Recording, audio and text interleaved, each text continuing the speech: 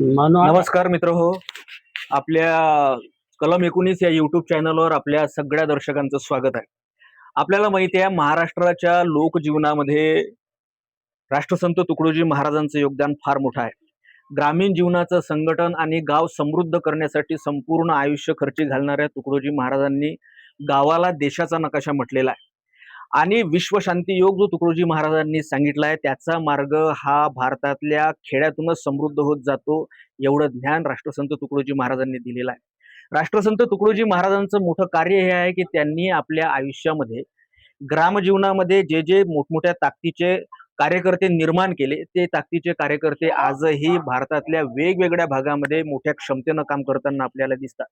राष्ट्रसंत तुकडोजी महाराजांच्या कार्यामध्ये राष्ट्रसंत तुकडोजी महाराजांनी आपल्या संपूर्ण चिंतनाच्या अंती असं म्हटलेलं आहे की मंथन किया हर धर्म का पंथ का पक्ष का, निकला यही सार मेरी समझ में सब संदेश का, कि अब विश्व मानव एक बनकर पास सबके आएंगे, तबही शांती वे पाएंगे नहीं तो खत्म हो जाएंगे. हे महाराजांच्या विचारांचं अंतिम चिंतन आहे. आणि या चिंतनाच्या सोबतच या चिंतनावर आधारित काम करणारे हजारो कार्यकर्ते राष्ट्रसंतांनी ग्रामीण खेड्यापाड्यात वस्त्यांमध्ये घडवलेले आहे. अशाच एका कार्यकर्त्याशी आज आपण बोलणार आहोत. आणि हे कार्यकर्ते आहे तुळशीरामजी गडलिंग. अमरावती जिल्ह्यातल्या वरुड तालुक्याच्या जवळच असलेल्या गव्हाणकुंड गावामध्ये हे राहतात. आणि राष्ट्रसंतांच्या विचारांचा प्रचार करणाऱ्या अनेक दुर्मिळ प्रामाणिक कार्यकर्त्यांपैकी एक असलेले वय त्यांचं 88 वर्षाचं आहे आज. आणि ह्या 88 वर्षामध्ये राष्ट्रसंतांचा विचार घरोघरी पोहोचवण्यासाठी राष्ट्रसंतांचा विचार जिथे जिथे असेल तिथे तिथे मदतीला धावून जाणाऱ्या कार्यकर्त्यांमधले एक असणारे, आपली 88 वर्षाची हयात राष्ट्रसंतांच्या विचाराला समर्पित करणारे एक राष्ट्रसंत विचारांचे कार्यकर्ते, राष्ट्रसंतांच्या विचाराचे शिलेदार, आज आपण त्यांच्याशी ओळख करून घेऊया. नमस्कार. आपलं स्वागत आहे माझ्या चॅनलवर. आणि त्यांच्याशी गप्पा मारताना ते अनेकदा राष्ट्रसंतांना भेटले, त्यांनी स्वतः राष्ट्रसंतांना पाहिलेलं आहे. अशी फार कमी लोक आज शिल्लक राहिलेली आहे की ज्यांनी स्वतः राष्ट्रसंतांना पाहिलं आहे, त्यांचं काम जवळून अनुभवलेलं आहे आणि ते काम आपापल्या क्षमतेनुसार पुढे नेण्याचा प्रयत्न केलेला आहे. तुम्ही राष्ट्रसंतांना कधी भेटले आणि कुठे कुठे तुमची भेट राष्ट्रसंतांची झालेली आहे? मी नागपूरली गोरेवाड्याली भेटलो, पिंपळखुट्याली भेटलो, मोजरीले 2-3 वेळा भेटलो. भजनाचा कार्यक्रम होता. भजनाचा कार्यक्रम, भजनाचा कार्यक्रम होता. गावागावांमध्ये राष्ट्रसंतांची गुरुदेव सेवा, निघे, रामधूम निघे. अरे बापा, बाया माणसं रामधूम साऱ्या गावात फिरे. हो, तर ते भजन कोणतं म्हणे आपलं, हो बरंच काही आठवते मला ते. रामधूम नाही, गावोगावी नाही, एकाच गावात नाही, गावोगावी नाही. तुम्ही रामधून मध्ये सहभागी झाले होते का? लहान, आम्ही लहान पोट्ट होतो कुणी काय. अच्छा अच्छा. म्हणजे अगदी बालपणापासून राष्ट्रसंतांच्या सोबत असणारे, राष्ट्रसंतांना बालपणीच भेटणारे असे तुळशीरामजी आपल्या सोबत आहे. गावामध्ये जिथे जिथे भजनाचा कार्यक्रम असतो आणि आजूबाजूला म्हणजे या गावाच्या आजूबाजूला जी 6-7 गावं आहेत तिथे जेव्हा जेव्हा भजनाचे कार्यक्रम असतात, 2-2 कोसावर जाय ना लोक कीर्तन ऐकायला महाराजचं. म्हणजे महाराजांची प्रसिद्धी जी आहे ती त्यांच्या मुखातून आपण ऐकत आहोत. आणि सगळ्यात महत्वाचं आहे की महाराजांची जी भजनं आहे ती अगदी पहाडी आवाजातली होती. ग्रामीण भागात जर तुम्ही गेले तर महाराजांची जी भजनं आहे ती पहाडी आवाजामध्ये म्हटली जाते. आणि तुळशीरामजींचं हे एक वैशिष्ट्य आहे की राष्ट्रसंतांची भजनं ऐकायची असतील तर ते तुम्हाला तुळशीरामजी गडलिंग यांच्याकडून ऐकण्यात जे काही रस आहे तो इतरांकडून नाही. त्यांच्याकडून आपण एखाद्या राष्ट्रसंतांच्या भजन आणि त्याचं एखादं कडवं आपण त्यांच्याकडून ऐकून घेऊया. एखादं राष्ट्रसंतांचं भजन आम्हाला गाऊन दाखवा, एक कडवं. मेरे सुंदर प्यारे भारत पर दुश्मन की नजर ना लगे, अरे तू सुन भारत के इस आजादी पर देसी नजर ना लगे, अरे तू सुन. और अरे तू सुन, मेरे सुंदर प्यारे भारत पर दुश्मन की नजर ना लगे, अरे तू सुन. मुश्किल से पाया है स्वराज, प्रिय बापू का है सरताज, कहीं वीरों ने कुर्बानी कर सुख के दिन बताए हैं। मेरे प्यारे सुंदर भारत पर दुश्मन की नजर ना लगे।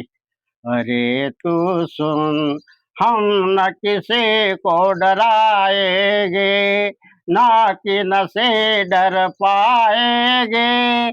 अपने मित्र बनाने में हम अपना हाथ बढ़ाएंगे। मेरे प्यारे सुंदर भारत पर दुश्मन की नजर ना लगे। अरे तू सो मित्र हो, हे जे भजन आहे ते राष्ट्राला समर्पित असणारं भजन आहे. अं, आणि युद्ध काळामध्ये आपल्याला माहिती आहे, भारतावर चीनचं आक्रमण झालेलं होतं.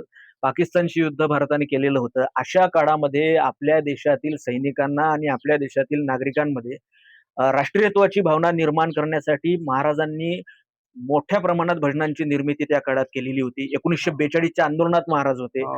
आणि या भारत देशातल्या संतांचं जे महत्व आहे, हे महत्व म्हणजे राष्ट्रसंत तुकडोजी महाराजांना तुरुंगवास झाला. तोही तुरुंगवास देशाच्या स्वातंत्र्यासाठी झालेला आहे. आजच्या संत महंतांना जे काही तथाकथित आहेत, त्यांना कशाच्या बाबतीत तुरुंगवास झाला हे काही वेगळं सांगण्याची आपल्याला गरज नाही. पण एक असेही या देशामध्ये संत होते, की जे राष्ट्रीय आंदोलनामध्ये ज्यांनी तुरुंगवास भोगलेला आहे. आता मी मगाशी तुळशीरामजीशी चर्चा करत असताना त्यांनी सांगितलं, की त्यांनी एक आंतरजातीय विवाह सुद्धा घडवून आणलेला होता हो. आणि त्या विवाहामध्ये स्वतः तुळशीरामजी हो. सामील झालेले होते. त्याचा थोडासा एक अनुभव, त्याचा थोडासा एक किस्सा आपण त्यांच्याकडून समजून घेऊया. म्हणजे एक लक्षात घेतलं पाहिजे, की डॉक्टर बाबासाहेब आंबेडकरांनी जाती अंतासाठी जो कार्यक्रम दिलेला आहे, आंतरजातीय विवाहाचा आणि धर्मांतर आणि आंतरजातीय विवाह असे 2 कार्यक्रम डॉक्टर बाबासाहेब आंबेडकरांनी दिलेले होते. त्याच्यामधला जो आंतरजातीय विवाहाचा जो कार्यक्रम आहे, तो राष्ट्रसंत तुकडोजी महाराजांनी स्वीकारलेला दिसतो. त्यांच्याशी मी तेच बोलत होतो. आता तो किस्सा काय आहे आंतरजातीय विवाहाचा? तो नेमका आंतरजातीय विवाह कुठं घडला होता? कोणत्या परिवारामध्ये घडला होता? ते आपण त्यांच्याकडून जाणून घेऊया. सांगा, तो काय किस्सा होता? आंतरजातीय विवाह जो घडवून आणला म्हणता तुम्ही, सांगत होते. जात-फात काही नाही म्हणे, आंतरजातीय व्यवहार करा म्हणे. हो, बाबा आपले तुकडोजी महाराज. अच्छा, हो. कोणाचा कुठे झाला होता? कोणाकडचा तो विवाह होता? आता ते गुलाबराव होते की नाही, शिरसोलीचे वाघ होय, तुमचाच समाज. हा, सिरसोलीचे. हो, शिरसोलीचे. अच्छा. त्याले ताम्रपत्र आटलं होतं इंदिरा गांधीनं अच्छा. पाठवलं होतं. हा. तर 40,000 रुपये त्यावरती भेटून राहिले त्याले, हा. गुलाबरावले. हा. आणि त्याचा भाचा भागवतराव आणि ते गुलाबराव गेले दिल्लीले. अच्छा.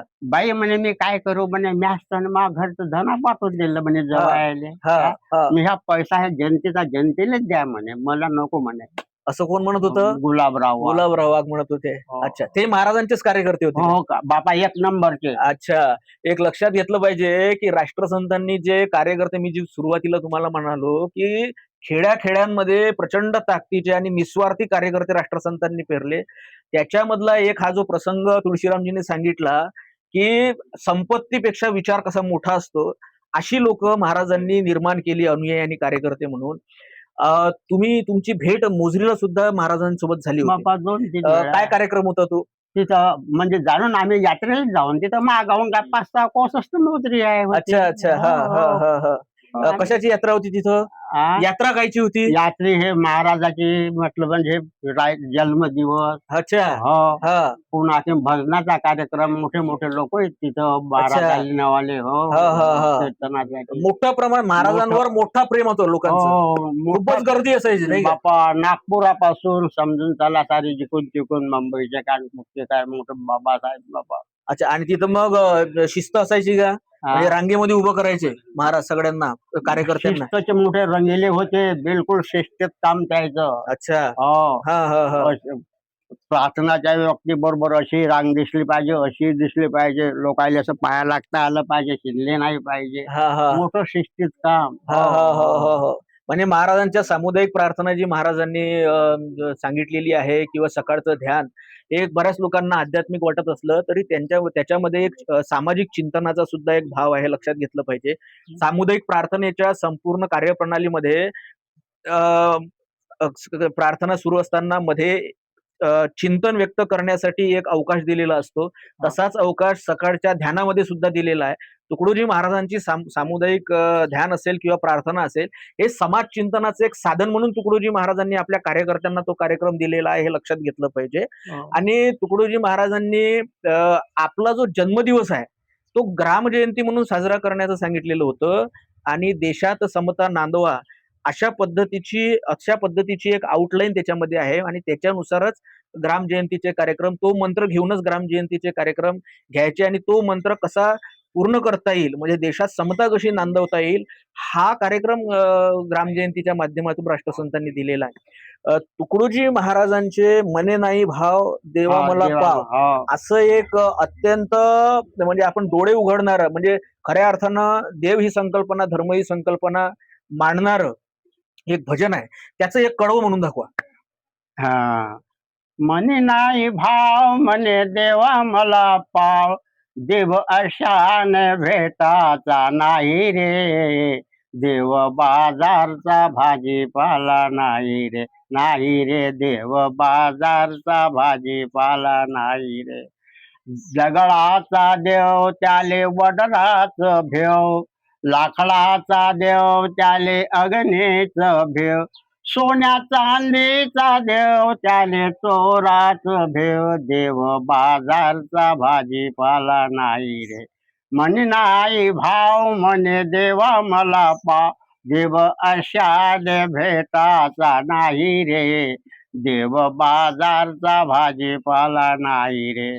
देवाचे दैवत्व नाही दगडात, देवाचे दैवत्व नाही लाकडात, सोन्या चांदीत नाही कोण्या देवाची मात, देव बाजारचा भाजीपाला नाही रे. मित्र हो, हे जे भजन आहे ते तुकडोजी महाराजांनी आपल्या ग्रामगीतेवर आधारित, आपल्याला माहिती आहे युगग्रंथ म्हणून ग्रामगीता मानला जातो आणि 41 अध्यायाच्या या संपूर्ण ग्रामगीतेमध्ये देवदर्शन नावाचा अध्याय आहे आणि या देवदर्शन मध्ये तुकडोजी महाराजांनी आपल्या चिंतनातून देव म्हणजे नेमकं काय असते याची व्याख्या केलेली आहे.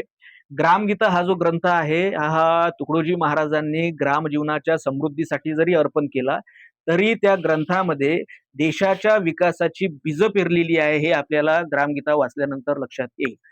तर आजचा या संपूर्ण मुलाखतीमध्ये उद्देश हा होता की आपल्या देशामध्ये आणि विशेषतः महाराष्ट्रामध्ये तुकडोजी महाराजांनी गुरुदेव सेवा मंडळाच्या माध्यमातून जे कार्यकर्ते निर्माण केले, त्या कार्यकर्त्यांमध्ये अगदी बालपणापासूनच राष्ट्रसंतांच्या विचारधारेमध्ये सामील झालेल्या तुळशीरामजी गडलिंग यांच्याशी आपण संवाद साधला. पुढेही आपण अशाच काही ग्रामीण भागातल्या लोकांशी, त्यांनी सामाजिक परिवर्तनाच्या संतांच्या लढ्यामध्ये आपल्या क्षमतेनुसार योगदान दिलं, अशा लोकांशी आपण भेटणार आहोत. पुढच्या वेळी याच चॅनलवर भेटूया. नमस्कार.